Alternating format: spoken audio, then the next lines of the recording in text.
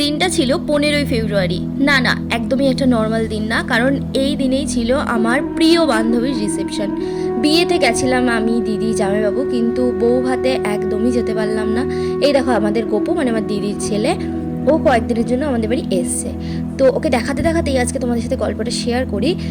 তো আমার বান্ধবীর বিয়েতে তো গেছিলাম, কিন্তু বউ ভাতে সবাই এত ব্যস্ত যে কেউই যেতে পারেনি। আর এতটা দূরে যে আমি একাও যেতে পারলাম না, মনটা ভীষণ খারাপ করছিল। তাই ওকে নিয়ে একটু বসলাম, ওকে ঘুম পাড়াবো, খাওয়াবো।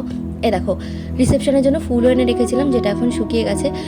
আরেকটা কথা ভেবেও মন খারাপ হচ্ছিল যে আমার খুব প্রিয় কাছের একজন মানুষ যে অনেক দূরে থাকে, আজকে সে থাকলে হয়তো আমাকে নিয়ে যেতে পারতো। এসব ভাবতে ভাবতেই ফুলটা একটু লাগিয়ে দেখছিলাম যে আমাকে কেমন লাগে। যাই হোক, তোমরা জানাও তো কেমন লাগছে ফুলটা আমাকে লাগিয়ে। যদিও আমি সাজগোজ কিছুই করিনি। দেখো গোপুকে ঘুমও পাড়িয়ে দিয়েছি এর মধ্যে। তো আজকের ভিডিও তোমাদের কেমন লাগলো একটা কমেন্ট করে জানিও। তো আজকের মতো এই পর্যন্তই। রাধে রাধে বন্ধুরা।